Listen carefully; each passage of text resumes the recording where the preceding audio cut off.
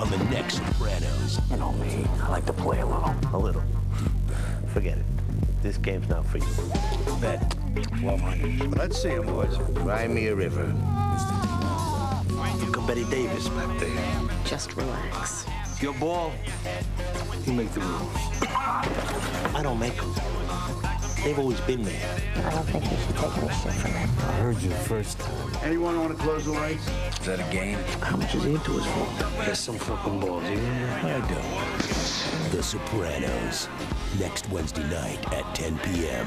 Only on HBO. I got the will by the balls, and I can't stop feeling like I'm a fucking loser. Want more Sopranos? Log on to HBO.com.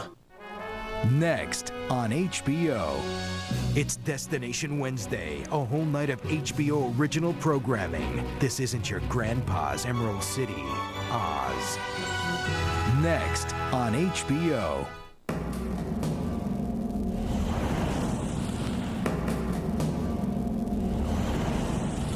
Trinidad takes over the division. Another right hand right down the pipe. It's all over. Trinidad lands a hard right to the body. 3 minutes to go. Tito stays unbeaten.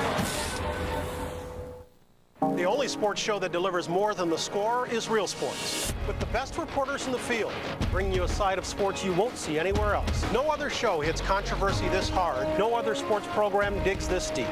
Hailed by critics as TV's best sports program and winner of the Emmy for Outstanding Sports Journalism 3 years running. Real Sports with Brian Gumbel. Premieres Monday, July 24th on HBO. Real Sports. Nothing is out of bounds. Thought the Cold War was over? This is Armageddon in a box. Not a chance. One of your missiles is headed for our country. It's just heating up. It's total annihilation. The president is not your concern. Drop your weapon or I'll kill the president.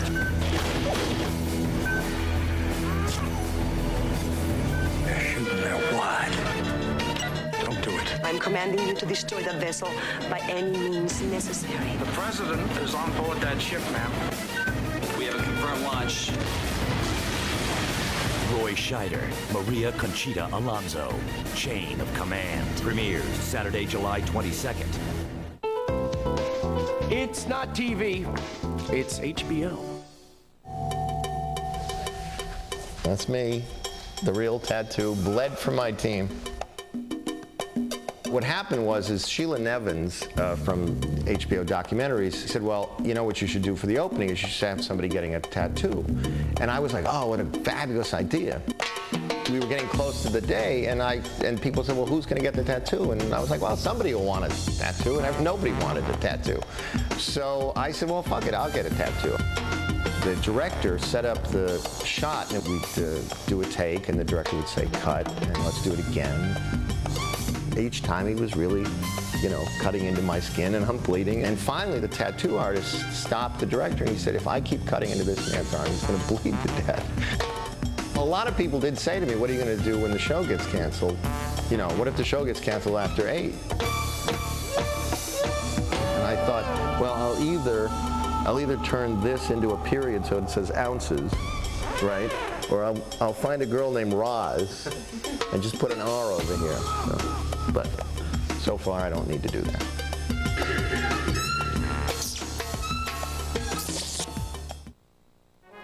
Next on HBO, it's Destination Wednesday, a whole night of HBO original programming. This isn't your grandpa's Emerald City, Oz. Next on HBO.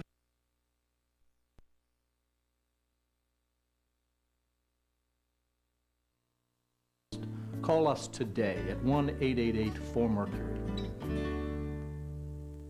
Behind the doors of the CIA on The Agency, CBS Thursday this fall.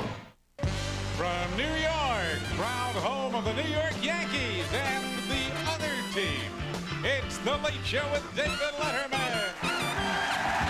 Tonight, Nicole Kidman and Iggy Pop.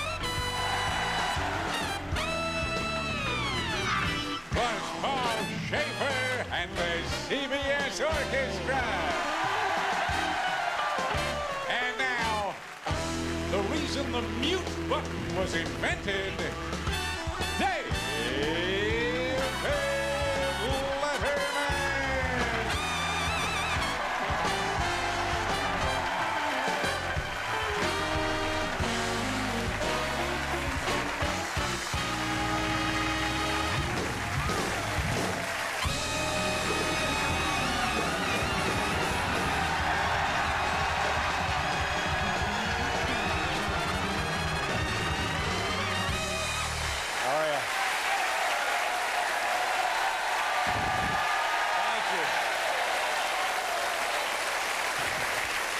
Thank you very much. I want to get right through the show tonight because afterwards I got to drive a lady to Philadelphia. Let's get her out of here. Help her out. Get her life back.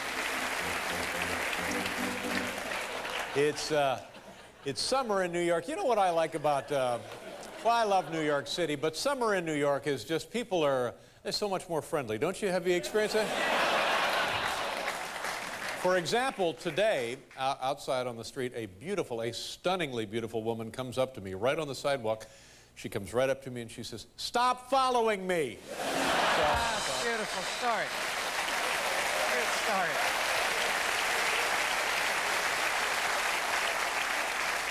You know what? I don't understand this. They say now that tourism is off in New York City. Tourists are down. But you know, I'm thinking to myself, well, sooner or later, tourists always come back to New York City, you know, to identify the body. So that's what they're doing. Have you?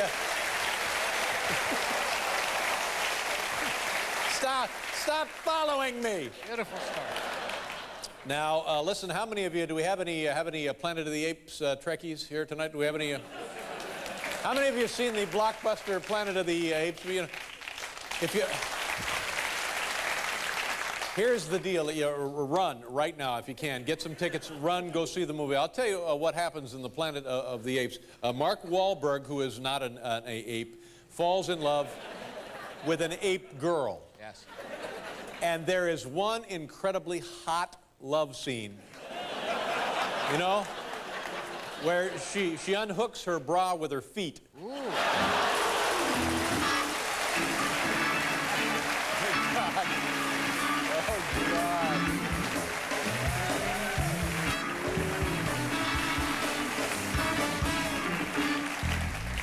I just heard this backstage. They're about to make an arrest in the Robert Blake case. Gary Condit. Wow. Honestly, they think they made some...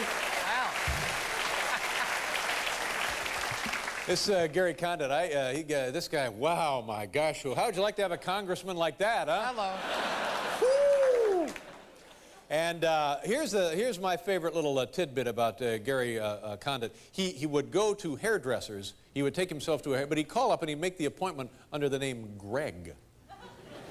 It's not Congressman Condit, it's Greg, and I'm coming in to have my tips streaked or whatever the hell he's. So to get his hair worked on, he uses an alias. And I'm thinking, have you seen his hair? The hairdresser ought to use an alias. What I'm saying?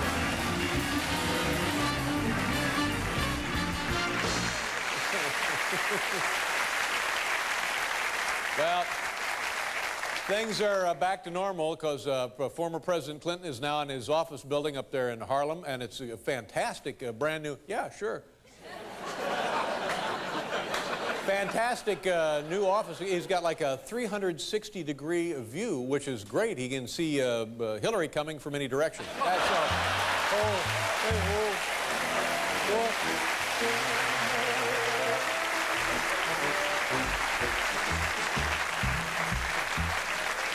But he's, you know, it's great. He's got the staff. He's got the big office, and you know, too bad he doesn't have a job. So he sits around in his office, and honestly, he's got nothing to do. For example, earlier today, you know, to kill a little time, he Xeroxed his ass, and then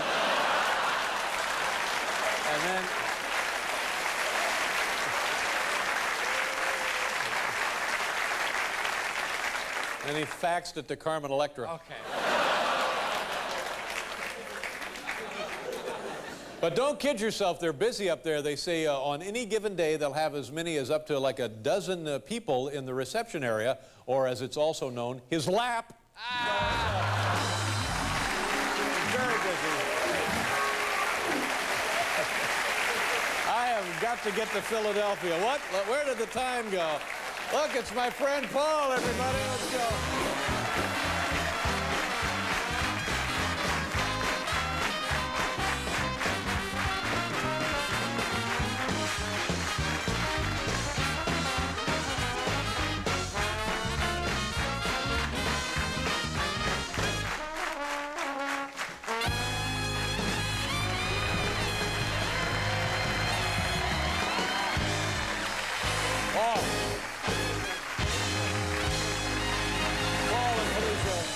Symphony CBS Orchestra. Let me explain to you now, ladies and gentlemen, who's on the big program. Put down the remote control. Oh, you caught me. Put down the remote control. Caught me. On the program tonight, Iggy Pop is here. Legend. Legendary icon. I like a nice cold bottle of the Iggy Pop. You like that, yeah. And Nicole Kidman oh, joining us. What a show. Now, whoa.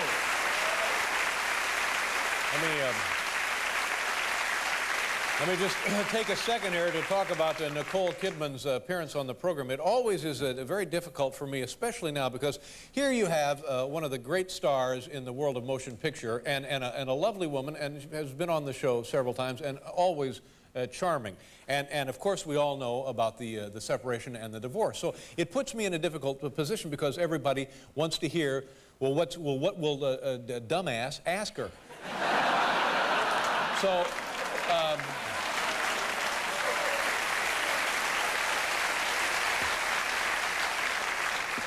and you know, you think about things like this, and God knows I don't need any help from you, because I remember... Don't worry.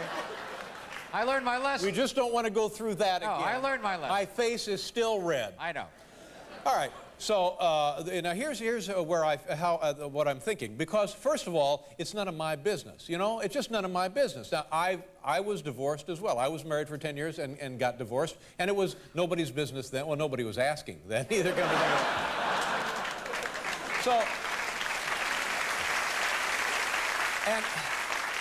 So you see, intuitively, reasonably, I'm thinking, I'm not going to ask her a damn thing about it. It's none of my, is it any of my business? No, sir. No, absolutely not. None of my business. So my inclination would be to not ask her a thing. Well, there's plenty of other stuff to talk about. Sure. Now, on the other hand, you have the Oprah approach. Did you see her on Oprah? I didn't see her on Oprah. Oprah just would not let it go. She was really like a dog with a tennis ball. She's give it up.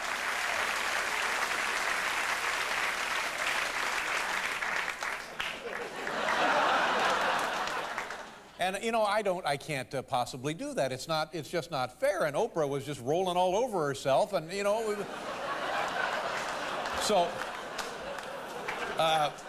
the other thing is, well, okay, we'll ask her how she's doing. Well, she must be doing just fine, or she wouldn't be on the damn show. Am I right? Of course, of course. That makes sense. Absolutely right. Huh?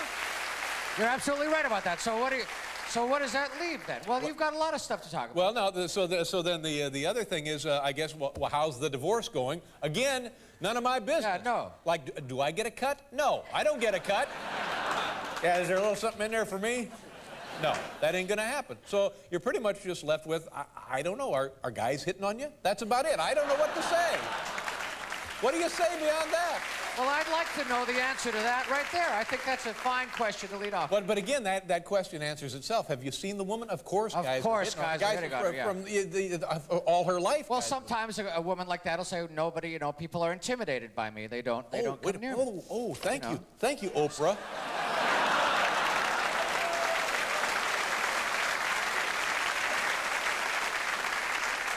So, I don't know, we'll find other things to talk about. We got plenty of stuff to talk about. I've known her for a long time. We got a lot of things we can talk about. Absolutely, yeah.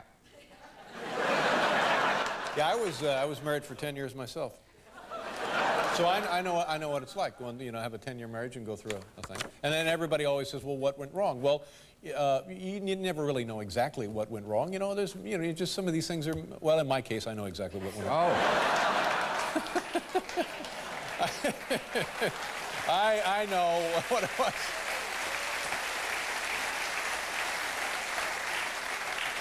Two words. What? Cocktail waitresses. Whoa! 2 words. Awful. Just awful. I'm glad. I didn't think you would want to talk about it. I don't know. I'm impressed. Please, Oprah, I can't talk about it. Oh, that you're so open about it. I think it's great. You know what we're going to do tonight? This show's been on the air at the end of this month. We will have been on the air here at CBS for 8 years, and prior to that, oh, thank you. Thank you very much.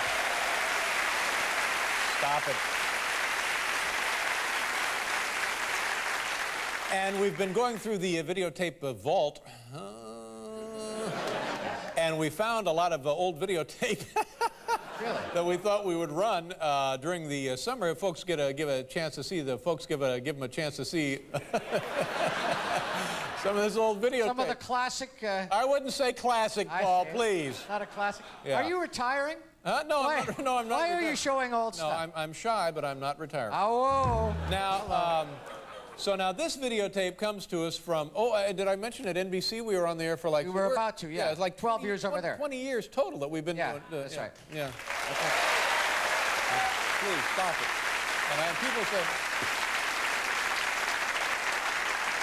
And my solemn pledge to you is we will make the show much, much better as soon as people start watching. There you go.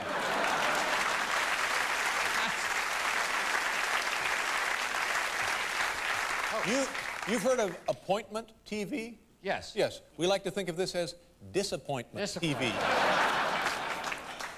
So tonight we're going to be looking at some old videotape from November 26th, Thanksgiving, by God. Thanksgiving, 1993. Wow. I have not seen this in years. One from the vaults, sir. Yeah, that's right. And I'll look like, I don't know, Fabian, probably. Am I the only one who knows Fabian? Fabian Forte, you mean?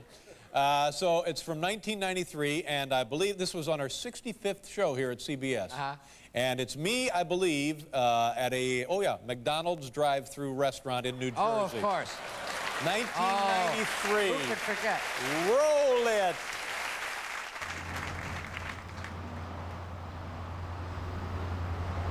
Yes, welcome to McDonald's. What do you want? Wow. Yeah, what can I do for you? Medium Sprite. Relax, take a couple of deep breaths, and let's try it again. Let me have that order again, please. Sprite. Medium Sprite. That's it. That's all? Yes. You couldn't have gotten out of your car for a medium Sprite? No. Hi, how are you? Oh, I love those earrings. Thank you. You're the guy that's giving me a hard time about the Sprite? No, no. Hello? Yes, give me 2 number 3s. 2 number 3s? And that should be it then. You know, instead of 2 number 3s, I'm just going to give you a number 6. Is that all right? That's fine. All right, come on through, and you better have a smile on your face. No trouble, all right? You know, Fatima, when I heard that Ronald McDonald was gay. Did you hear that? Have you heard anything like that? Hello? Hi, can I have 2 cheeseburgers and a small order of fries? You know, ma'am, we're really busy. Can I ask you to circle the lot one time? Can you just go around like once or twice so we kind of collect ourselves here? If you don't mind, it would really help us out a lot. We're just up to our necks here. None of your business. Just circle the lot and we'll pick you up the next time, all right? Just circle the lot.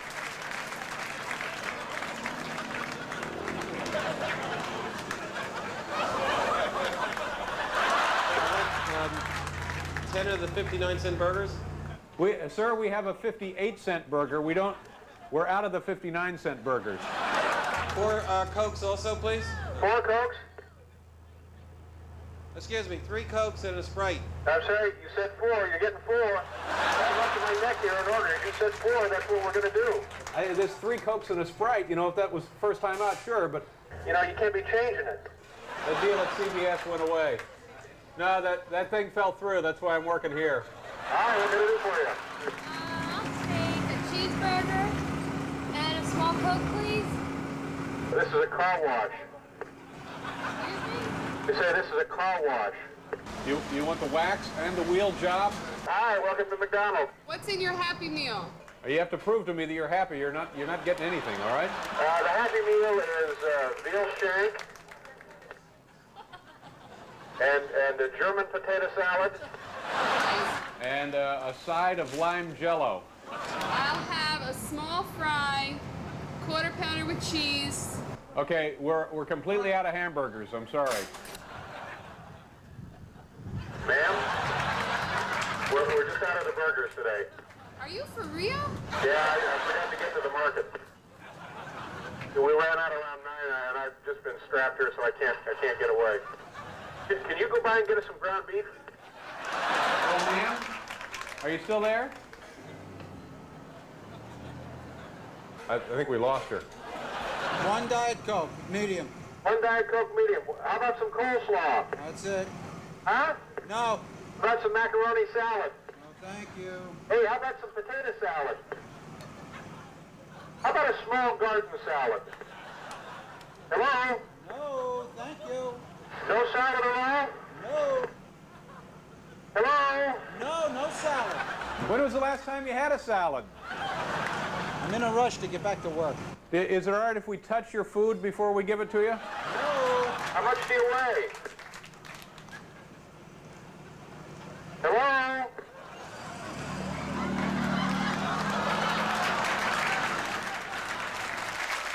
You deserve a break today. See the size of my giant glasses? What's the deal, Emily? What's the deal with old guys and enormous glasses? What is that deal? Yeah. I don't know. Okay, that's McDonald's out there from 1993. Oh, gosh, I hope you enjoyed tonight's stroll down memory lane.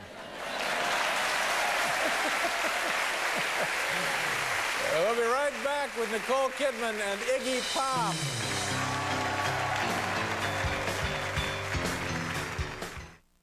Take me home now. She took him beyond passion, Do you believe that pleasure can ever be sinful? beyond obsession, Who was the man? What man? beyond control. You'll be the death of me. I hope so. Rolling Stone declares two sexy stars steam up the screen. I will find out. Angelina Jolie turns on the heat. When something has to be done, you do it. Antonio Banderas, Angelina Jolie. I just came here to kill you. Original Sin, rated R, starts tomorrow. For a Coors Light, I'll be a Pinewood man. Ted, what's up? It's me, your old quarterback. Down and in, post pattern. Hey, where'd you get that beer, dude? Okay. Oh my God, we never even broke up. We're still kind of going out. How about a freebie?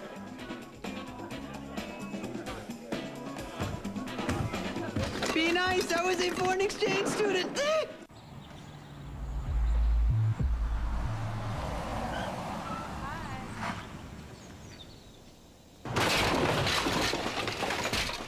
Had a long summer day. Make up for it with a blockbuster night. Enjoy your summer nights by renting The Family Man on DVD. What's happening to me? This is a glimpse. How did I get here? This isn't my house. Starring Nicolas Cage, now guaranteed on DVD at Blockbuster, bringing entertainment home all summer long.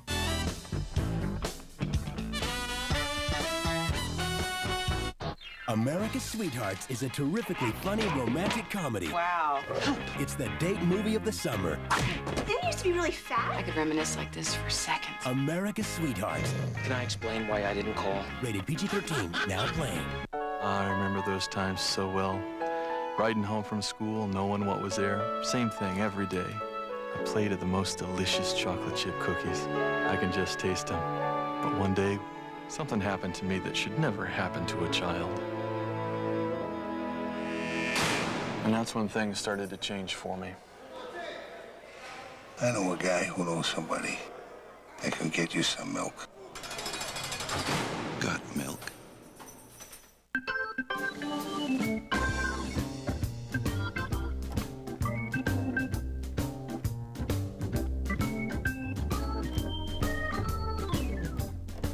The 2001 Honda Clearance. It only happens once a year, and it's gone before you know it. Imagine your good fortune. Hey, seize the moment. For a limited time, get special APR financing as low as 3.9% for 36 months on all new Accords. This summer, go blonde all over again. Trust me. Critics call Legally Blonde the funniest movie of the year. Reese Witherspoon is absolutely adorable. 2 thumbs up. I completely agree. For Legally Blonde, rated PG-13, now playing.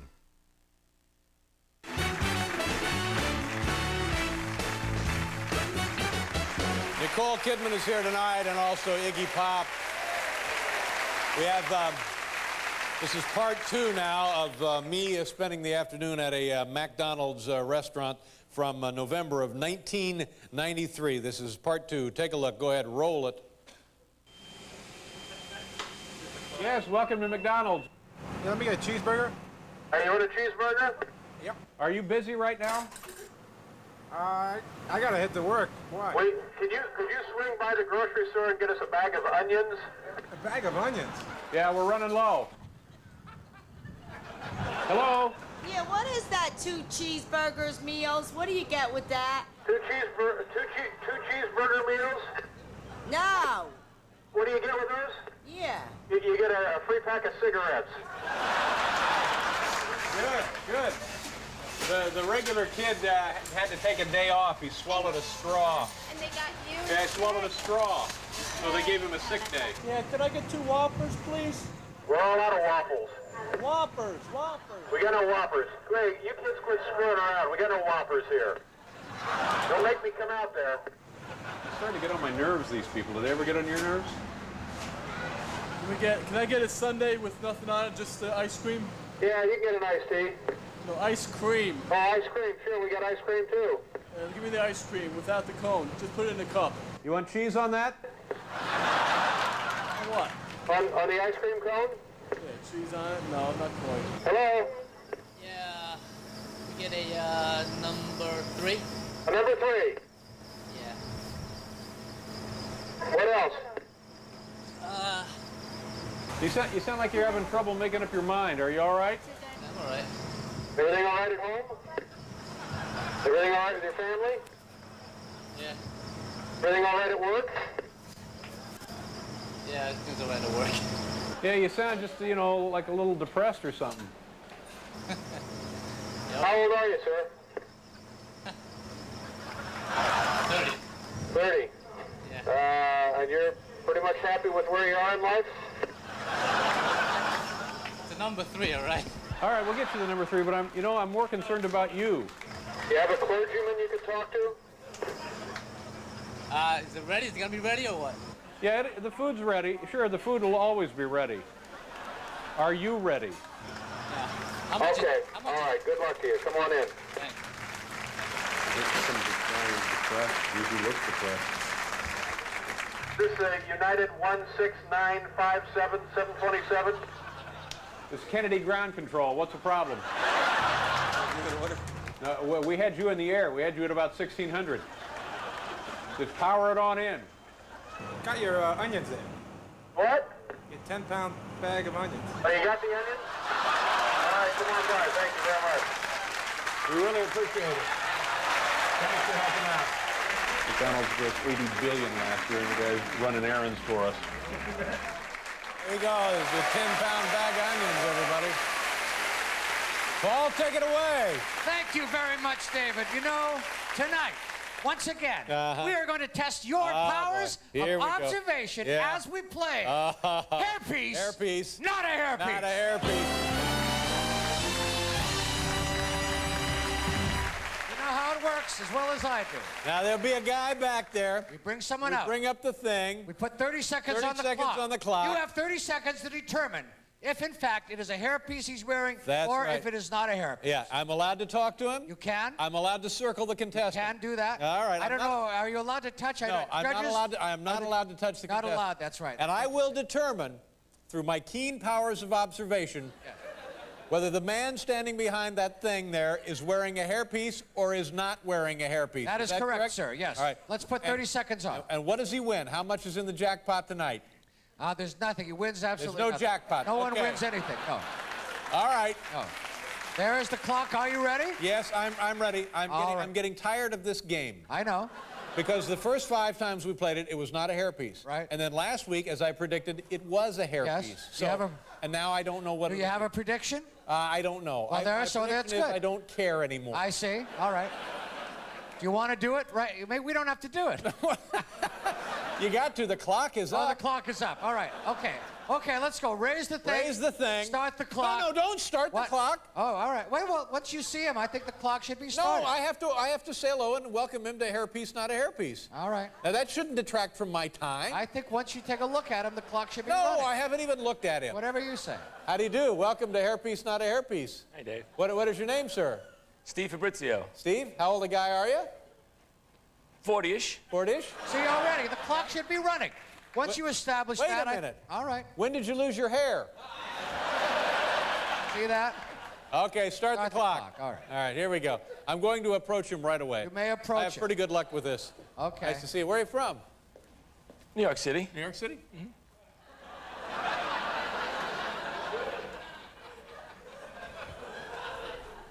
It's not a hairpiece.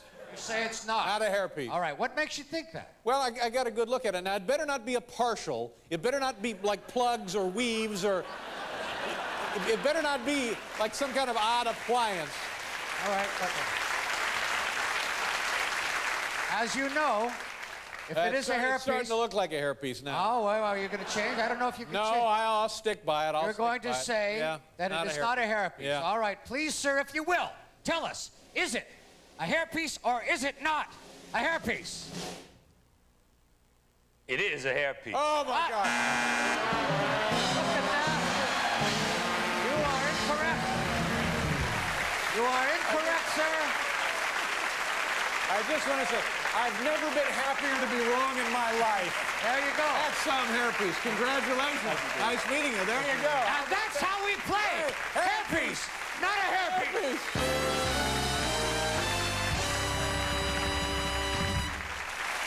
Yeah, I know. Yeah, I know. I got snookered on that one. I think you knew it was a hairpiece. I could tell from here that it was. Really? I could absolutely tell. Well, why don't you help me out for God's sake? Because that's not how the game is played. I could get sued, arrested. It would be like one of those quiz show scandals. You know what could happen to me if I helped you? Yeah, but, I'm not allowed to. No, it's just hairpiece, not a hairpiece. Well, you're right. All right. I couldn't. Now, with that out of the way, ladies and gentlemen, when we come back, the lovely Nicole Kidman will join us.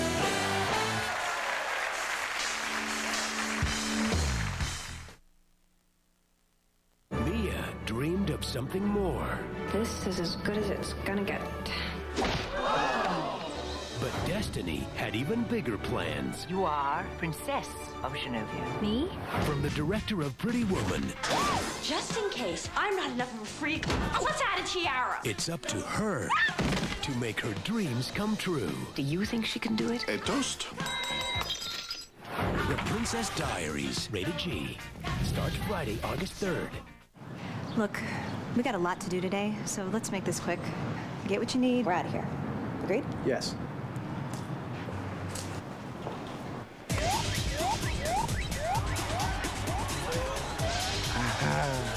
Kevin! We know how you feel, and that's why you can shop online and pick up at a nearby store the same day, or we'll ship to you. Circuit City, we're with you. I think that went really well. Why is this grandmother investigating the murder of 3 family members 18 years ago? She's afraid her grandson could be next. 48 Hours, Friday. All I wanna do is to thank you, even though I don't know who you are. You let me change lanes while I was driving in my car. All I wanna do is to thank you, even though I don't know who you are. You let me change lanes driving in my car.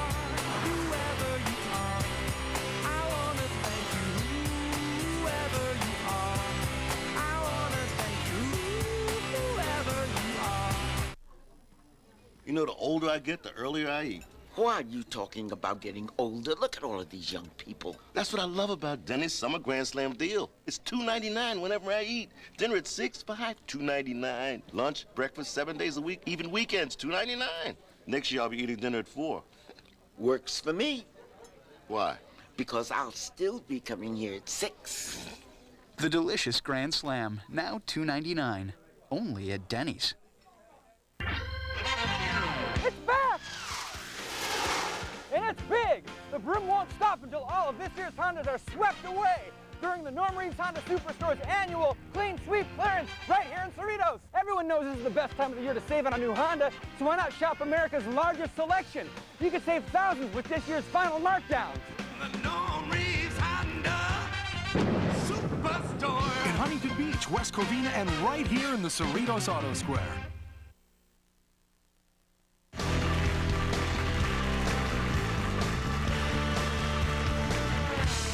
Midnight Oil. Midnight Oil. From Australia, sir. Yeah, they're Bushmen. They're Aborigines. Our first guest is a lovely, lovely woman and a very talented actress. She has a brand new motion picture entitled The Others. It opens August 10th. Ladies and gentlemen, here's Nicole Kidman.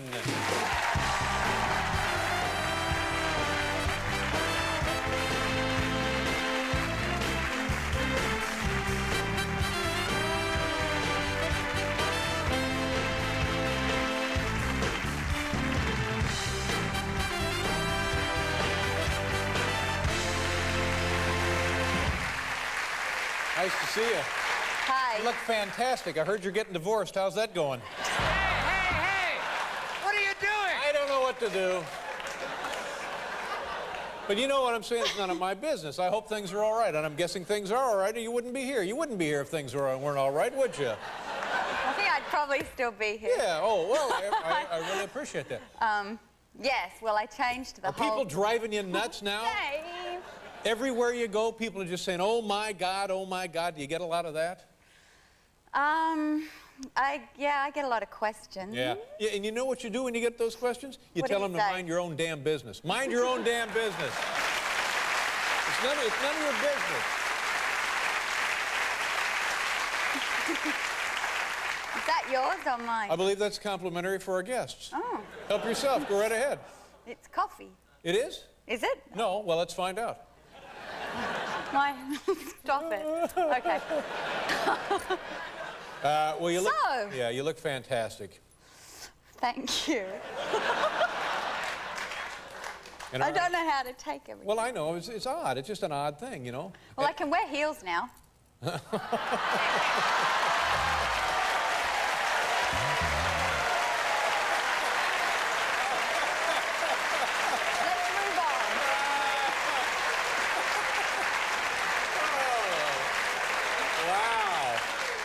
Wow.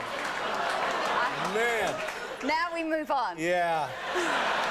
That's going to cost you. That's pretty funny. So, are you, where do you spend your time now? Do you go home? You've been spending a lot of time at home? Yeah, I've been in Sydney. I had my kids there in Sydney for a couple of weeks, and we came back. I'm actually pretty jet lagged because we just came back a few days ago. And it's nice to be with your family, I guess. Yeah. It's always nice to be with your family, but especially when things are not, you know, going so great. Yeah. No, things are fine. Yeah. It's fine. No, I know. I know. You know, How was your divorce? Oh, my God. Take a seat. Get ready.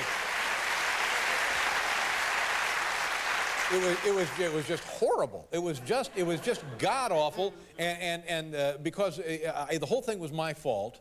I started the trouble when I asked her to marry me, and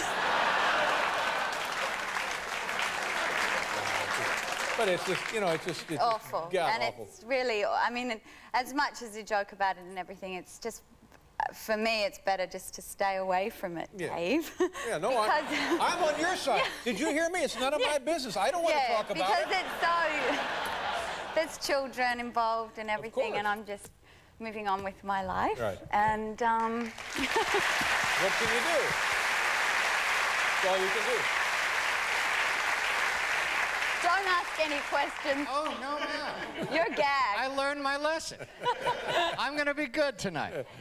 Are you attending? Is the premiere tonight? Oh, it's tonight. Yeah, it's very strange because this summer I had 2 films. I mean, I usually I work, but I don't do a lot of work, and so suddenly having 2 films in a period of 3 months is really weird.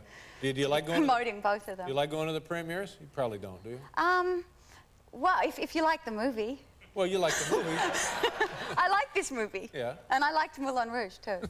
I have made some movies I didn't like. So. And what do you do when you're at the premiere? What are your, do you have responsibilities? Do you have duties you have to fulfill at the premiere? Well, you show up and... Yeah. Take a bow, wave to everybody? Do you, like, get drinks for people? I would. Yeah, you know, you sort of say how much you like the movie.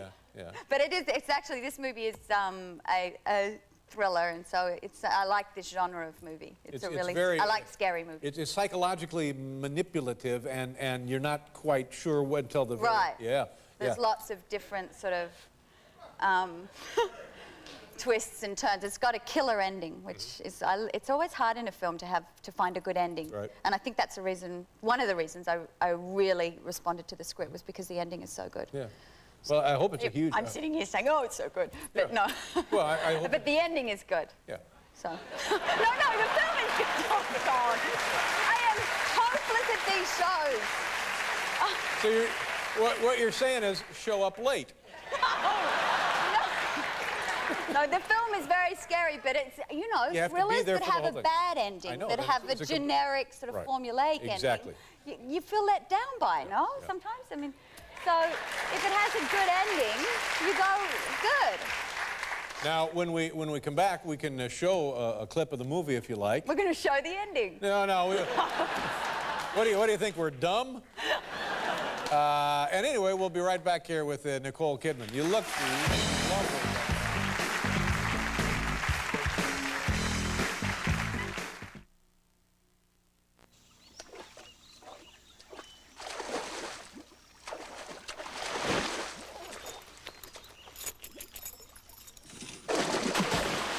Had a long summer day. Make up for it with a blockbuster night. Enjoy your summer nights with one of these DVDs coming to Blockbuster this August. The Mexican, 3,000 Miles to Graceland, 15 Minutes, and Hannibal. Rent them on DVD at Blockbuster, bringing entertainment home all summer long. Plastic holds the promise of a better world, taking medicine to new heights and giving our lives greater comfort. It's in the packaging that protects us and a pacemaker to empower us, every day touching every generation. From the ambulance to the emergency room, it puts the answers in our hands and hope in our hearts. For a safer, more brilliant tomorrow, plastics make it possible.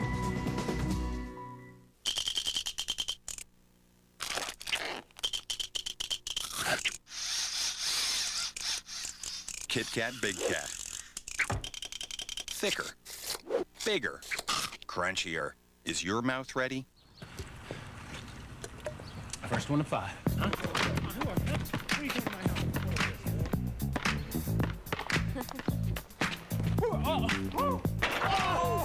Come out.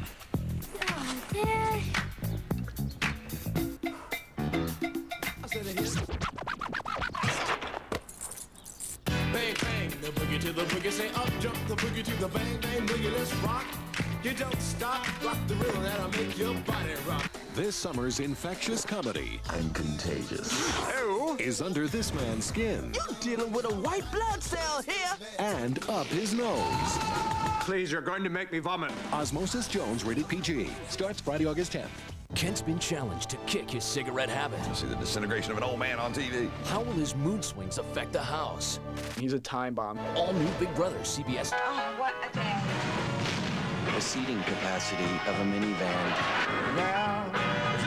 Where is it? I don't see it. Capabilities of an SUV. The smooth ride of a luxury car. All in one, totally innovative package. The all-new Buick Rendezvous. I guess we're not in Kansas anymore. Buick Rendezvous. It's all good.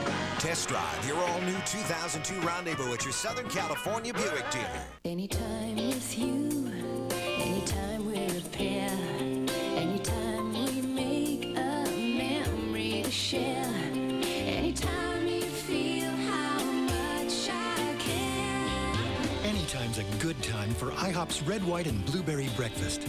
Our famous buttermilk pancakes topped with strawberry, blueberry, and whipped topping, starting at $2.99 weekdays. And anytime's a good time. Anytime's a good time for IHOP. Look forward. No problem. Cut that a little close. Sorry. Trash can, trash can. This year, over 4 million learner's permits will be issued.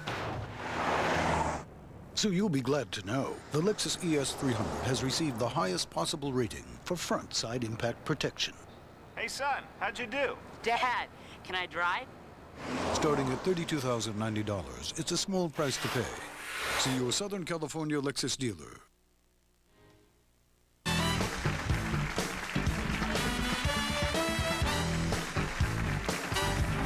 The lovely Nicole Kidman is here. Also, Iggy Pop will be joining us a bit later. You had some time for a vacation? Yes. Yep. Oh, you smelled fantastic, by the way. What is... She said, Maria said that you would say that. Well, doesn't everybody say it? No. Oh, that's nice. I make perfumes, though. You make perfume? Mm. What do you mean? You like in a... I'll make one for your girlfriend or wife if you want me to. How about both? Yes, you mix oils. I get different oils and I mix them and make them. Well, and, it's working. I'm telling you. Nice going. So anyway... This is freesias.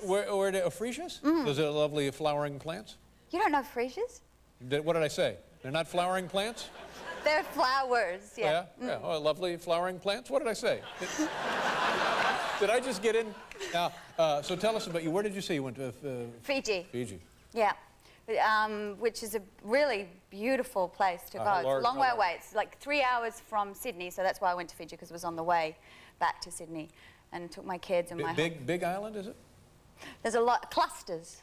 Oh, it's a group of several small islands. Yes, clusters. Yeah.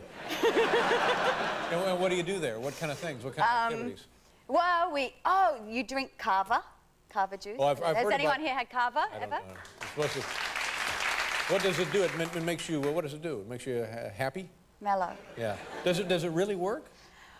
Well, I mean, you sort of pretend it works. I suppose it works. Power of suggestion. Yeah, the power of suggestion. Right. You sit there and sort of drink it. It makes your mouth numb, and it looks like it should work. Right? You know? Well, and everyone else is sort of acting like it works, so you go, oh, well, yeah, I feel something. I feel something. Is it a plant? Is it a tree? Is it a root, bark? I think. A root, yeah. And they make like a tea or something out of the kava? Yeah, make a drink. A drink. Yeah.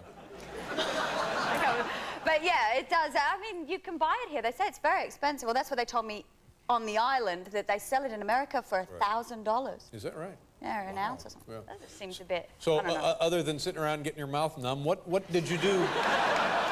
I mean, do you like snorkel? Do you windsurf? No, I went scuba diving. Oh man! Okay. Now, are you licensed, registered? Yeah. Really? And saw sharks. Oh my God! Which is I love sharks. One of my obsessions. How close do you get to the... Seeing sharks. I love to go and see them. Quite close, and as long as you stay calm, they just sort of circle. Really? I mean, not white pointers or something, but there was a bronze whaler. A bronze whaler? That's a variety of shark?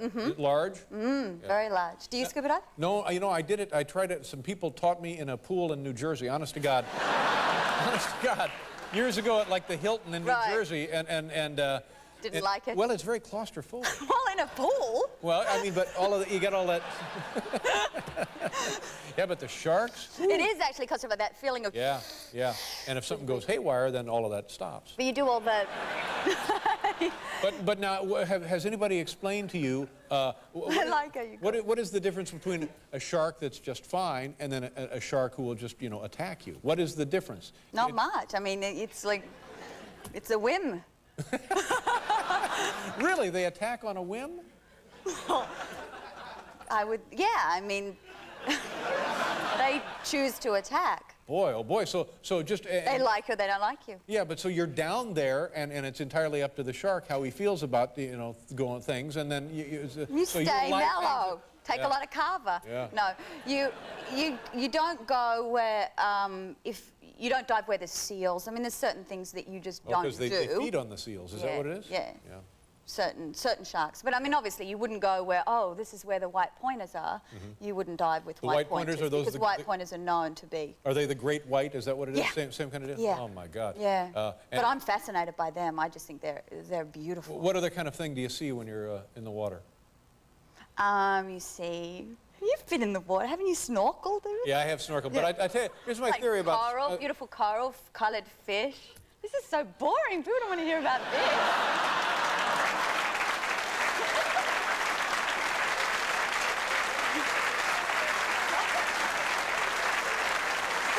No.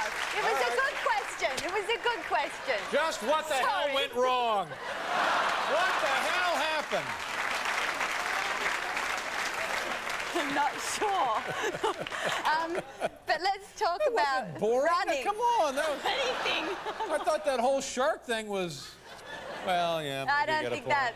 Scale of 1 to 10, like 2, 1. You want to show them the clip of the film? Yes. Okay. Now, can you explain what this is? You're in the movie. You play a woman, and as we. With psychological problems, but we don't know that exactly from the beginning, do we? We don't know how bad they are till the ending, right? Yeah, there's it's a supernatural thriller. Supernatural thriller? But it's all it's psychological, so it's very tense, and there's things that happen that you, gosh, I am so bad at describing a movie in one sentence. You're fine. Everything's fine. Just relax. I just was offered this film called Low Self-Esteem. Do you think I should do it? All right, so here now is a little bit of the movie, and it opens this weekend, right? It opens August 10th. Wow. It opens August 10th. Take a look.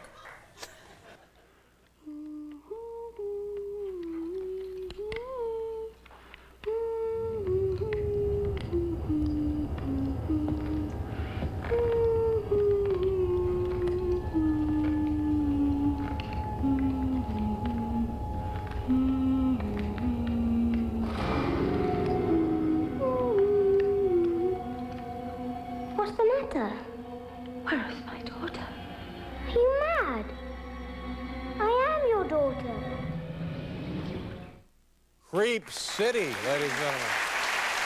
It's called The Others, August 10th. Good to see you. You look fantastic, and I know you are fantastic. Good luck to you. Come back anytime. The beautiful Nicole Kidman, ladies and gentlemen. We'll be back with Iggy Pop.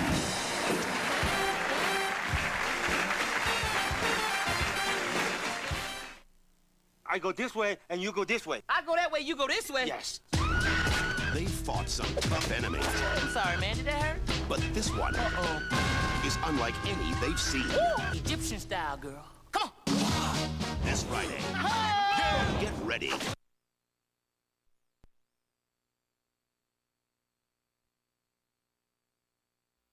Been around for as long as I have, over 80 years. Psychics, spiritualists, crackpots. When I was just a boy, my family didn't know what to do with me. Thought I was possessed. Now the others, we've started up again, got some fresh new talent. New eyes to see the lights. Are you one of us? You know, in the film business, we kind of came in together because at my first Chicago Film Festival in 1967, I reviewed your first film, and I predicted in that article that you would be a great director, and boy, was I right. And on today's show, we're going to review the top 4 films on our separate lists, and then list our top 10 films of the decade. So let's start with my number 4 film, which is Fargo from 1996 by Joel and Ethan Coen. And here are 2 of everyone's favorite performances from the decade. Frances McDormand as a very pregnant police chief, questioning William H. Macy as a very nervous car salesman who is up to his neck in a false kidnapping. Like I told you, we haven't had any vehicles go missing. Okay. Are you sure? Because, I mean, how do you know? Because the crime I'm investigating, the perpetrators were driving a car with dealer plates, and they called someone who works here, so it'd be quite a coincidence if they weren't, you know, connected. The most remarkable thing about Fargo is the way it combines a genuinely exciting and ingenious crime plot with such a good-hearted portrait of a plucky policewoman, and the photography makes the weather into a character, too, that cold, white, snowy wasteland where cars won't start and even the cops wear Elmer Fudd hats. Fargo, one of the best films of the decade. No, I love the picture. Especially the scene you just showed, the wonderful interrogation scene and this wonderful performances by everybody in the picture, Macy and McDormand, and particularly Macy's a kind of passive-aggressive character. I like the whole picture because it's sort of it's a comedy of manners. It's a movie that once it's on, if it's on television, I'll keep watching the whole thing if I get caught up in it. And there's also that wonderful scene with this Asian-American guy. Everyone else seems to be holding back their emotions, and this guy completely disintegrates in front of your eyes. I'll sit over here with you, and she says, no, I think you better sit back over there. But then, the next morning, she calls her friend, and she finds out everything that guy told her was a lie. Yeah. And that's when she decides to go back and talk to Macy again in the scene we just saw, because she realizes maybe this guy was lying too, and that's her entry into the whole case. Yeah, and the photography is wonderful. Roger Deakins is beautiful stuff. Yes, it is. My number 4 film is Eyes Wide Shut, Stanley Kubrick's last, which was released in July of 1999. And it stars Tom Cruise and Nicole Kidman as a happily married couple who realize, thanks to a conversation that begins very casually, just how fragile the bond between them actually is. This sets Cruise's character off on a real odyssey.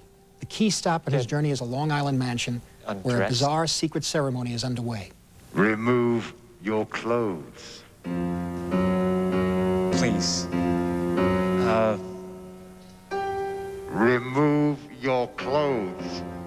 Or would you like us to do it for you? I think a lot of people were looking at Eyes Wide Shut from the wrong angle. It's not to be taken literally. It's Manhattan as you'd experience it in a dream, where everything feels familiar, but very strange. And I think Eyes Wide Shut is a profound film about love, sex, and trust in a marriage, about learning to take things day by day and either accepting or ignoring whatever unpleasant truths come along. It's also a film I cherish because it puts you in the authoritative hands of an old master with a style that flies in the face of every modern convention. It does, and you know, people put it up to this test of reality as if that means anything. I know. I got email from people saying, well, you could see that there was an English sign in the window of one of the stores, or it wasn't really shot in, there's no street in Manhattan that's that narrow, or it doesn't have any traffic. Of course there isn't. You know, I've got news for them. Rear Window wasn't shot in a real city either. I mean, the whole point is that you elevate the material with your style into something special. Otherwise, just go out and visit New York if that's what you want to see. Exactly. And there are all kinds of clues in the film as to that, in a way, because you really take a journey inside Tom Cruise's mind, in a way, in this wonderful sense of sexuality and guilt and unpleasant discoveries and the journey the marriage has to take, all building up to the last line, which is a beauty. Yes, it is. Yeah, it's a great film. When we come back, we each choose our number 3 films of the decade. This special edition of Roger Ebert in the Movies is brought to you by Nestle Raisinets. At the movies or at home, Raisinets. The Biore self-heating mask deep cleans your face with a gentle heat. Only Biore heats up instantly to liquefy oily residue and rinse it away clean in just 60 seconds. Amazing what a little heat can do. Biore. Clean, honest. The exciting thing about this ride isn't the 90-foot drop. It's the woman in the front seat. She's got asthma, but she's got help. Help control your asthma with Singulair. It's a single tablet daily that's not a steroid. It's also available for children 6 and older. Ask your doctor about adding once-a-day Singulair and help control your asthma. Singulair should not be used to treat acute asthma attacks. Continue taking your other asthma medicines unless your doctor tells you to stop or change the dose. If symptoms get worse, contact your doctor at once. Side effects are generally mild and may include headache, flu, and stomach pain. Read the consumer information your doctor or pharmacist can provide. Help control your asthma with Singulair. Their music turned the California beat scene into a coast-to-coast phenomenon. If we can just get together, things can happen. But what was it really like growing up one of the Beach Boys? Tonight at 11, after the Beach Boys, An American Family, we've got the exclusive interview with original band member Mike Love. It's an Eyewitness Extra, tonight at 11, right after the Beach Boys, An American Family at 9, only on ABC 7, Eyewitness News. Today, 500,000 children are living in foster care. Not because they've done anything wrong, but because they've been abused and neglected. A lot of these kids get lost in the complexities of the court system, and they need your help. Volunteer to speak up for a child in court through CASA, court-appointed special advocates. Thousands of kids are waiting to permanently join loving families. Your voice could be the one that brings them home. Continuing our special show on the best movies of the 90s, my choice for number 3 is a 1994 Taiwanese film called A Borrowed Life, directed by Wu Nanjian. The Chinese title is Do Sang, which means father. It's an autobiographical story about a poor family in the Taiwanese countryside during the 1950s, right after the end of the Japanese rule and the nationalist secession from the mainland. 那个店门口有块布，上面写着一个很大的字“党”。可那时候常常把它看成是富，以为是富翁住的地方。 The camera remains still. It lives with the characters, and it observes their most difficult emotional interactions with a restraint that often becomes painful. This is a movie that forces you to rethink how you view movies. If you go with it, if it clicks for you, the results are very rewarding. The camera holds back. It doesn't become a protagonist along with the characters, and here's the mother, and here's the father, and here's the kid. It says here they all are, and here is this period of time they're living through, and you begin to realize that you're like another observer there in their house. Exactly. You become part of the family. Yes. Whether you like it or not, because the picture has a lot of domestic violence in it. In fact, in one scene, the camera's inside in the house, and the husband and wife go outdoors, and you hear them fighting outside. The camera stays inside. And in a way, you don't want to go out there, but you're part of the family. Like the narrator, who was the little boy. Is the little boy, he probably stayed inside, and he heard his parents fighting, and this has made an impression on him. And it's a true story. I mean, this writer-director is the writer for Hao Shou-shen's films, Dust in the Wind and The Puppet Master. And I think Dust in the Wind is the same story from the other point of view. Okay. Now for my number 3 film, which is named Goodfellas, from 1990 by Martin Scorsese. It's based on the life of Henry Hill, a mid-level professional criminal who told his story from the safety of the Witness Protection Program. And Henry Hill knows the mob from the inside out, but so I think, in a way, do you, Marty. I think this scene that we're looking at now may be based as much on your childhood as on Henry Hill's, since you grew up in New York's Little Italy and observed the local characters at first hand. Goodfellas stars Ray Liotta as Hill and Robert De Niro and Joe Pesci as 2 of Henry Hill's associates in crime in a world where good-natured kidding can turn in the flash of a moment to sudden violence. What do you mean I'm funny? It's funny, you know. It's a good story. It's funny. You're a funny guy. What do you mean? You mean the way I talk? What? It's just, you know, you're just funny. It's funny, you know, the way you tell the story and everything. Funny how? The visual style of Goodfellas subtly keys off the movie styles of the decades it considers, and the rhythm relentlessly builds until at the end, as Henry Hill senses capture growing closer, we realize we're breathlessly running right along with him. Goodfellas combines wisdom about human nature with a spellbinding story, and it's one of the best films of the 90s. Thank you. I don't have much crosstalk on this one, so... Is it true that you tried to reflect in the various decades of the film the way that the movies from those decades more or less looked? In a way, yeah, particularly. But I really try to take care of that in the costuming and the set decoration, really. That's the main thing. And music, of course. To me, the most remarkable thing about the film is the way that, without really calling our attention to it, you get us all wound up with tension at the end when he realizes that the net is drawing closer. Yeah. And he's trying to just go through the daily tasks of an ordinary day. Yes. And it's not. Well, the whole lifestyle has destroyed him, especially the drug taking. He believes helicopters are chasing him. Well, they become just as important as the tomato sauce. Now, something's wrong. All the priorities are upside down, and that's, I wanted to give the audience, people in the audience who never had a feeling of paranoia like that, or a feeling of paranoia whether it was induced by reality or by drugs. I wanted to give them that impression of what it feels like. It's remarkable that anything could be more important than the tomato sauce. Oh, I would go for the sauce, of course, naturally. It's, When we come back, Marty and I both choose our number 2 films of the decade. These women have a big secret. You lie about your age. They have lied, lied, lied. Even their families don't know the truth. But we're gonna set them free. Drum roll, please. I am. Okay, out with it. Look right in that camera. And what's got Once and Again star Celia Ward all fired up? I go on this audition. They said, what we really want is Celia 10 years ago. Is aging freaking you out? Getting older is my biggest fear in life. Next, Oprah. Today at 3, only on ABC 7.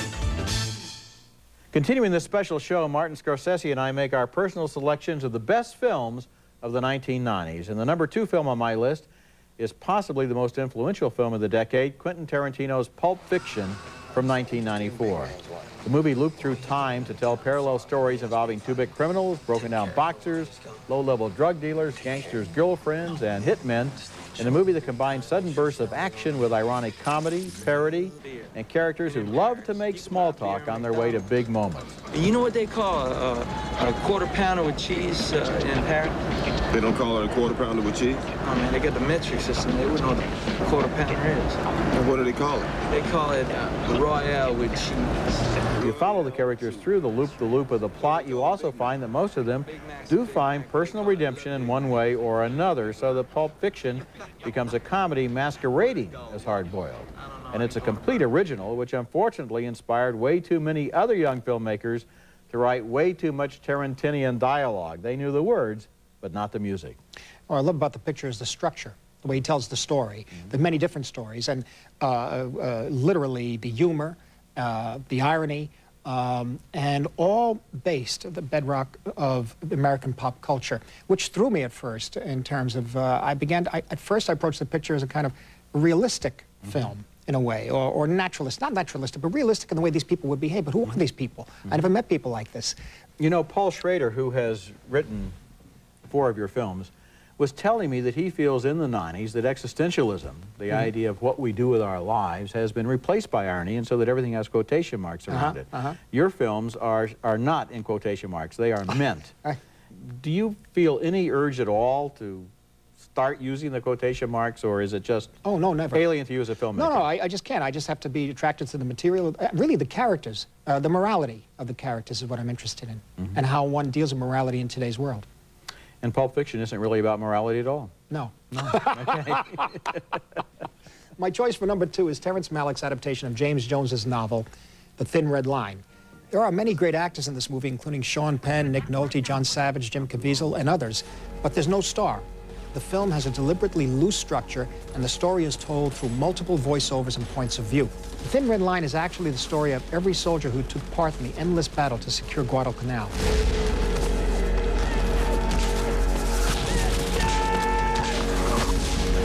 The Thin Red Line works very differently from most films. As you watch it, you wonder, what is narrative in movies? Is it everything? And if so, is there only one way to handle it? I realize now that each of the 4 top movies on my list moves at a very slow tempo. If Malick had just done a straightforward narrative, could he ever have achieved the kind of poetry he does here, or made a film where you really come to see the world as a primeval place? I don't think so. You know, I was thinking that too about your top 4 films, because in your films, characters are very much in the foreground. Your films are about people and about their souls, their guilt, their anguish. And here, these people are at arm's length. I love the film too, because once again, though, it's kind of like a dream. It's the narrator comes down from above and thinks about this material rather than really being up to his neck in it. Well, it takes you to a place in time. It takes you to a place. You begin to think about, you know, what are we as human beings? What are these soldiers doing on this primeval island? Do you think that audiences are open-minded when they see a film that doesn't play just like a standard TV movie? No, I'm worried that they're not at this point. Yeah, That's I'm what worried worries about that too. I'm very worried. That's why I think Thin Red Line is so important. You could come in the middle of it, you can watch it. It's almost like an endless picture. It has no beginning and no end. People say, well, sometimes I can't tell whose voiceover it is. It doesn't matter. It's everybody's voiceover. Coming up next, our personal choices for the best film of the 1990s. New from Disney. Goodbye, my little college man. It's an extremely goofy movie. Looks like you and me are gonna be classmates. Join Goofy and Max as they discover Rise and shine, school's awaiting.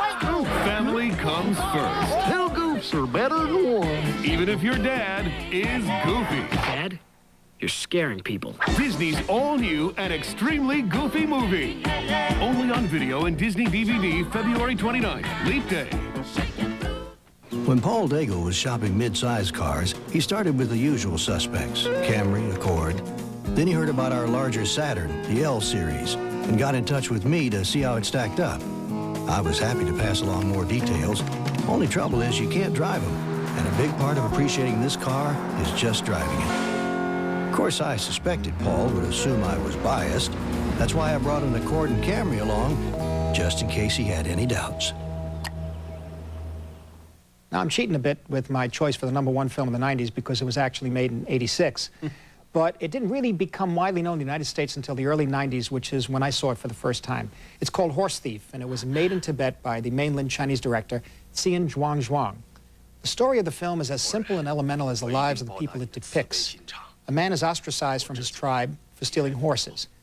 His living conditions become so severe that his son dies. He repents and is accepted back into the fold, and he's forced to steal horses again to keep his second child alive.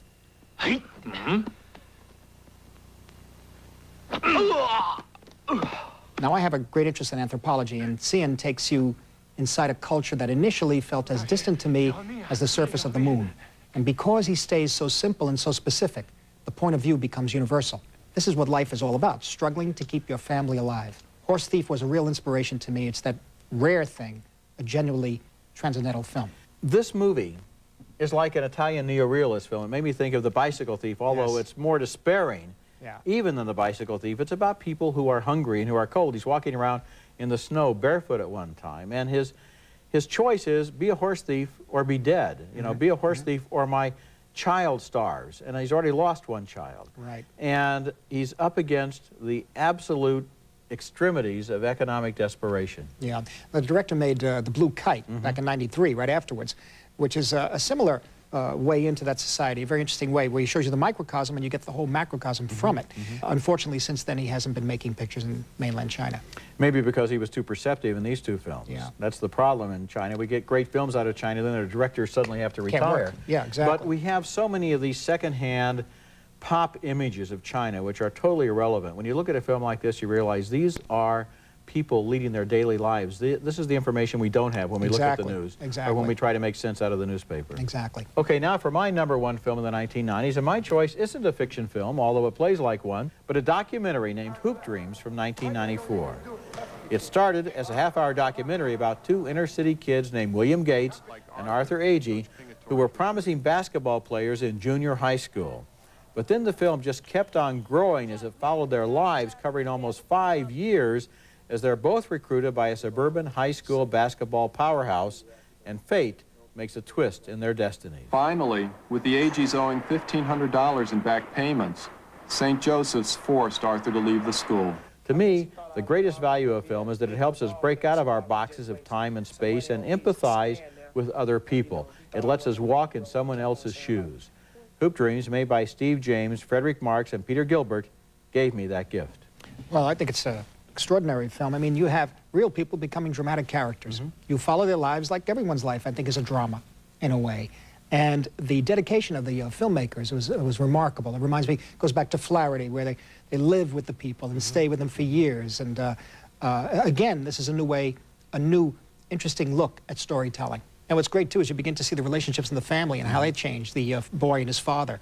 When we reviewed the movie on this show, Gene Siskel said that the best scene for him was where the mother turns out to have been attending nursing school. Oh, that's a great And she scene. has her graduation. Oh. He says that's where the crowd should have been, not at the basketball games. Just catches you, that scene. When we come back, Martin Scorsese and I will both name our list of the 10 best films of the 1990s. Captain Jim McConnell and his crew are about to discover on Mars the origin of life on Earth. Somebody put that thing there, it's not us. That DNA looks human. And begin the greatest adventure of their lives. What are we here for, if not to take chances?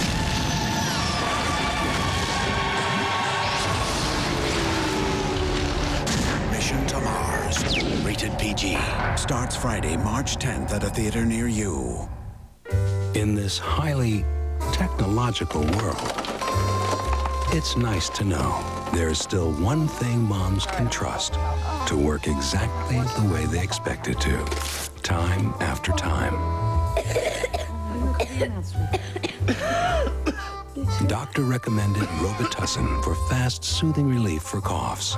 Wouldn't it be great if everything worked as well? Robitussin, recommended by doctors, pharmacists, and Dr. Mom. Their music turned the California beach scene into a coast-to-coast phenomenon. If we can just get together, things can happen. But what was it really like growing up one of the Beach Boys? Tonight at 11, after the Beach Boys, An American Family, we've got the exclusive interview with original band member Mike Love. It's an Eyewitness Extra, tonight at 11, right after the Beach Boys, An American Family at 9, only on ABC 7, Eyewitness News. ABC 7 celebrates Black History Month, saluting outstanding African Americans. Irvin, Magic Johnson, and Lisa Leslie. Their talents on the court are second only to their generosity to Southland communities. Magic Johnson led the LA Lakers to 5 championships and is now dedicated to raising awareness about AIDS and investing in the inner city. Lisa Leslie, star center of the LA Sparks, helped launch the WNBA and is deeply involved with helping inner city girls realize their potentials. ABC 7, proud to honor Black History Month. Martin Scorsese and I have discussed the top 4 titles on our list of the best films of the 1990s, and now let's go through our complete list. Number 10 on my list, Oliver Stone's JFK, a dazzling stylistic recreation of the paranoia, suspicion, and mystery that still surround the Kennedy assassination. Number 9, Spike Lee's Malcolm X, with Denzel Washington's great performance as the charismatic black leader who provided an angrier, more radical alternative to the voice of Martin Luther King. Number 8, Leaving Las Vegas, with its great performances by Nicolas Cage as a suicidal alcoholic and Elizabeth Shue as the Las Vegas call girl who gently accompanies him on his doomed final journey. Number 7, Lars von Trier's Breaking the Waves, with Emily Watson as a simple Scottish girl from a repressive background and Stellan Skarsgård as the oil rig worker who makes her dizzy with love. Number 6 of the decade's best films, Steven Spielberg's Schindler's List, with Liam Neeson as a daring and good-hearted man who saves the lives of 1,100 Jews by conning the Nazis with their own cruel rules. Number 5 is a trilogy, Krzysztof Kieślowski's films Red, White, and Blue, interlocking works that dealt with the way our lives are lived at the mercy of fate, coincidence, and blind chance. And briefly again, my number 4 film was Fargo by Joel and Ethan Coen. Number 3 on my list was Martin Scorsese's Goodfellas. Number 2, Quentin Tarantino's Pulp Fiction. And my choice as the best film of the 1990s was Steve James's documentary, Hoop Dreams. Here's my top 10 complete list. Number 10 is a tie between 2 modern American epics. The first is Spike Lee's Malcolm X, a biography of one of the most daring political leaders. The second, Michael Mann's Heat, a thrilling crime drama by one of the finest filmmakers in America with a brilliantly cold, minimal look and great performances by Bob De Niro and Al Pacino. Number 9, the Coen brothers' Fargo. Number 8, David Cronenberg's Crash, genuinely erotic, but also profoundly disturbing, beautifully controlled and completely unconventional. Number 7, Wes Anderson's Bottle Rocket. I love the people in this film who are genuinely innocent more than even they know. Number 6, Lars von Trier's Breaking the Waves, a genuinely spiritual movie that asks, what is love and what is compassion? Number 5, Abel Ferrara's Bad Lieutenant, starring my old friend and collaborator Harvey Keitel. He's always taken risks as an actor, and in the 90s, and in this film in particular, he really reached his prime. Number 4, Stanley Kubrick's Eyes Wide Shut. Number 3, Wu Nanjian's A Borrowed Life. Number 2, The Thin Red Line by Terrence Malick. And my number 1 film of the decade, even though it was made in the late 80s, Xian Zhuang's Horse Thief. So good video rental ideas. And thanks for being here on the balcony, Marty. We've known each other a long time, and it was really an honor for me to invite you to share this program. Thank you. It's an honor for me too, Roger. That's it for this special show. Remember, you can hear this program on the web at ebert-movies.com, part of Go Network, and you can read my print coverage at suntimes.com/Ebert. Next week, reviews of new movies, including The Next Best Thing, starring Madonna and Rupert Everett, and What Planet Are You From?, an intergalactic romantic comedy with Gary Shandling and Annette Bening. Would you do me the honor of marrying me? That's next week, and until then, the balcony is closed.